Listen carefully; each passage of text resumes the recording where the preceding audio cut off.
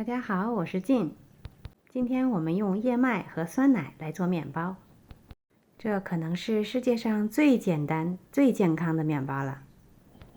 营养好吃，饱腹感还很强。首先在搅拌碗中打入2个大号的鸡蛋，再加入300克酸奶。减脂减重的朋友可以选择无糖的希腊酸奶。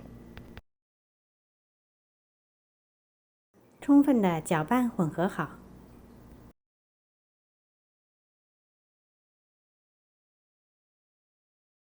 再加入250克燕麦片，搅拌混合在一起。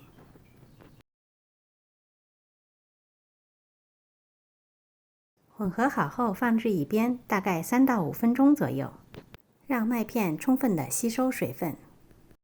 利用这个时间，我们来准备一些辅料：1杯坚果，大致的切碎。我今天用的是混合坚果，你可以用单纯的，你喜欢的任何一类都可以，不需要切得太碎，像这样就可以了。切好后加入到已经泡好的燕麦片中。另外我还加了半杯蔓越莓干，介意含糖的可以不加。再加入1.5到2克的盐，把所有的材料搅拌混合在一起。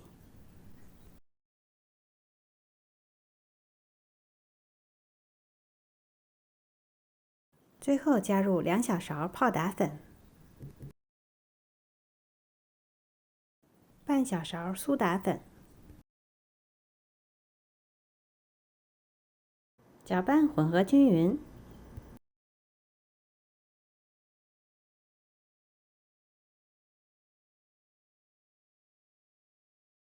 准备好一个吐司盒，为了方便脱模，可以在里面刷一点油，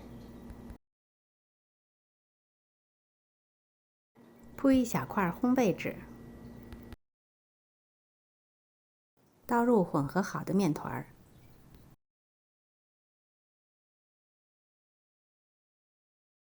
把表面整理平整。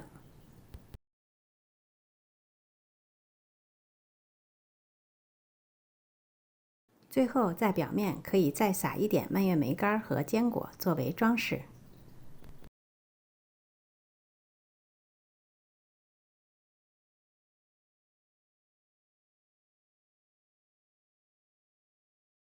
准备好后就可以烤了。提前预热好烤箱到180度，放中层烤35到40分钟。具体的时间可根据你烤箱的情况做适当的调整。出炉后马上移出烤盘，放架子上自然降温。放置微温的时候就可以切片了。这款面包没有添加糖和油，配方非常的健康，而且饱腹感强，但是营养一点都不缺乏。加了坚果和蔓越莓，口感一点都不单调，每一口都香香的，做早餐甚至做主食都没有问题。今天的视频就到这里了，谢谢您的收看。如果喜欢我的视频，别忘了点赞、分享和订阅我的频道哦。我是静，我们下次再见。